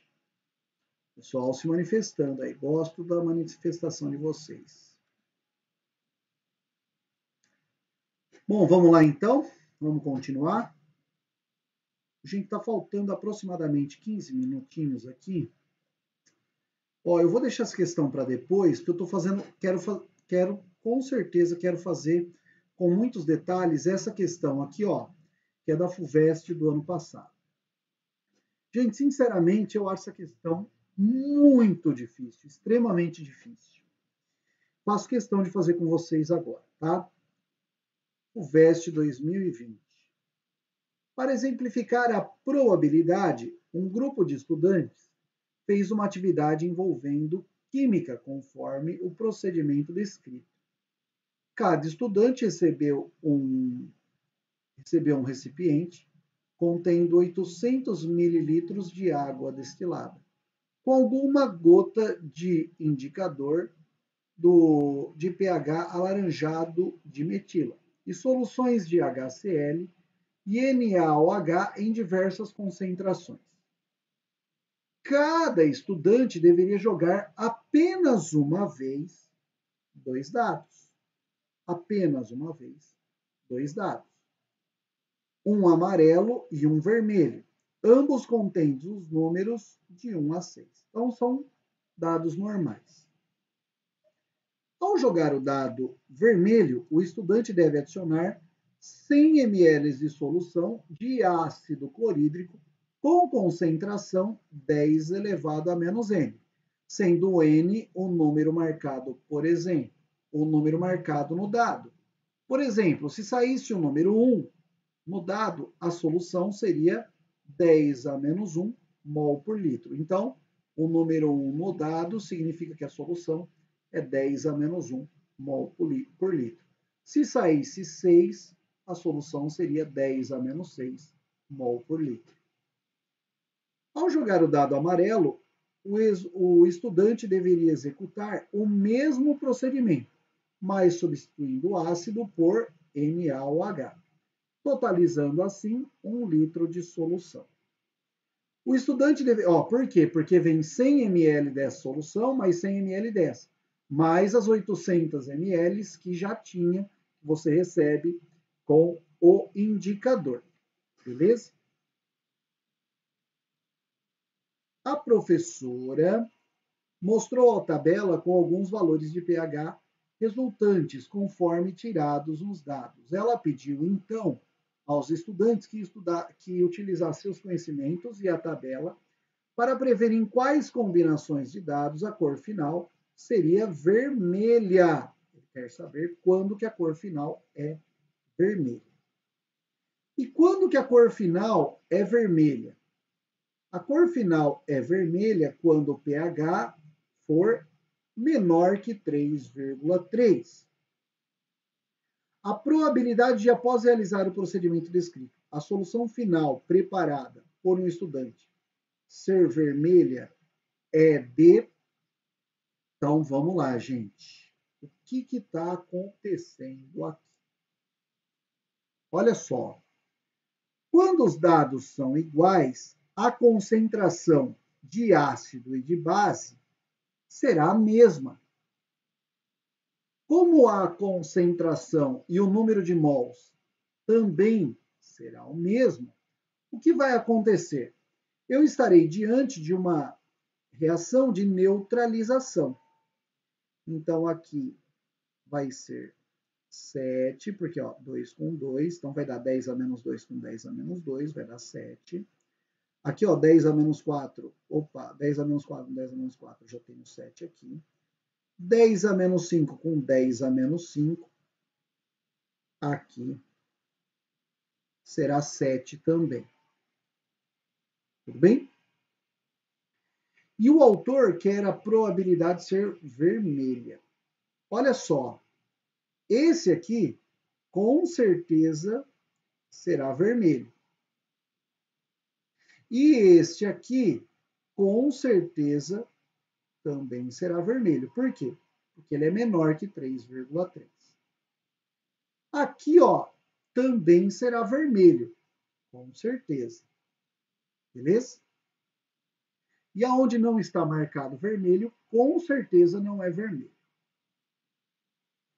Só que, olha só, dado amarelo, a adição de base. Dado vermelho, a adição de ácido. Só que aqui, ó, o que acontece? Aqui, ó, deixa eu mostrar para você. Aqui a concentração de base é 10 a menos 3. E aqui a concentração de base é 10 a menos 4. O que eu estou querendo dizer com tudo isso aqui? Que daqui para cá, a adição de base será menor. Então, quer dizer que tudo que vai daqui para cá vai ser mais ácido. Vai ser mais ácido. E o que vai acontecer com o pH, então? O pH, o que vai acontecer? O pH, se for mais ácido, o pH vai sempre diminuir.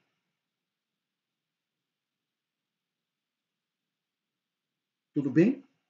Então, ó, daqui para cá, o pH sempre, ó, por quê? Porque a concentração de base é menor. Se a concentração de base é menor, ó, o ácido, vamos fixar um ponto, ó. Ó, o ácido aqui é a mesma concentração. A adição de base, ó, vai ser menor. Se a adição é menor, quer dizer que daqui para cá vai ficar mais ácido. Então, o pH só vai diminuir. Por outro lado, se eu pensar para o outro lado, o que vai acontecer? Vai ficar menos ácido.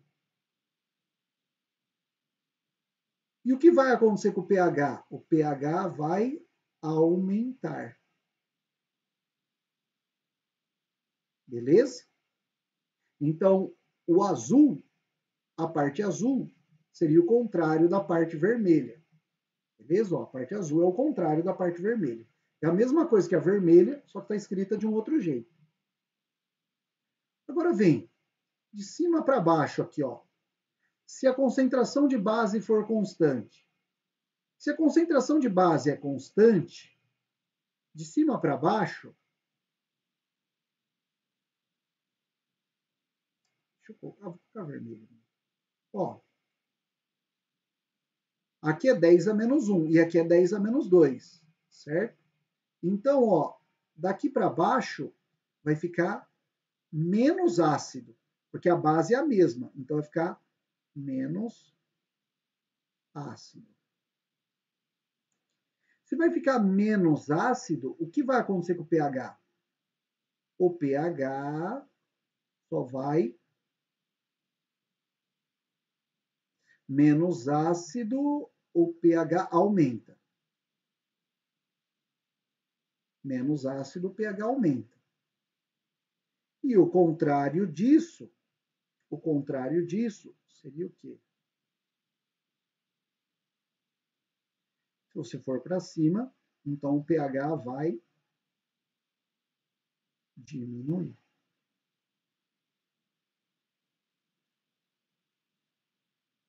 Beleza? Bom, feito tudo isso aqui, qual é a conclusão que eu chego? Ó, se eu andar daqui para cá, vai ficar mais ácido, então o pH vai diminuir. Se o pH diminui, quer dizer que aqui vai ser vermelho, aqui vai ser vermelho, aqui vai ser vermelho. Se o pH diminui, aqui vai ser vermelho, aqui vai ser vermelho e aqui vai ser vermelho. Para o outro lado aqui, ó, o pH só vai aumentar.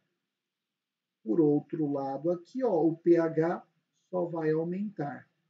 Como o pH só aumenta, todos os valores aqui serão maiores que 4,1. Todos os valores aqui serão maiores do que 4,1. E ao descer, o que vai acontecer? Quando você desce, o pH vai aumentando cada vez mais. Então aqui, ó, não vai ter uma região vermelha. Então, quantas regiões vermelhas eu tenho? Quantas regiões vermelhas eu tenho? 1, 2, 3, 4, 5, 6, 7, 8, 9. Probabilidade a eventos favoráveis por eventos possíveis. Então, seria 9 em... Quantas possibilidades tem? 6 vezes 6, ou seja, 36. Dá para dividir por 9 aqui, portanto, a probabilidade será igual a 1/4. Então, a probabilidade será igual a 1/4, que corresponde à alternativa C. Essa questão fazia questão de fazer, gente. E aí, o que vocês acharam? Fácil, médio ou difícil? Fala para mim. Gente, essa é muito difícil. Muito, muito mesmo. Mas muito, muito, muito, muito, muito. Eu fiz questão de fazer para vocês, tá bom? Deixa eu parar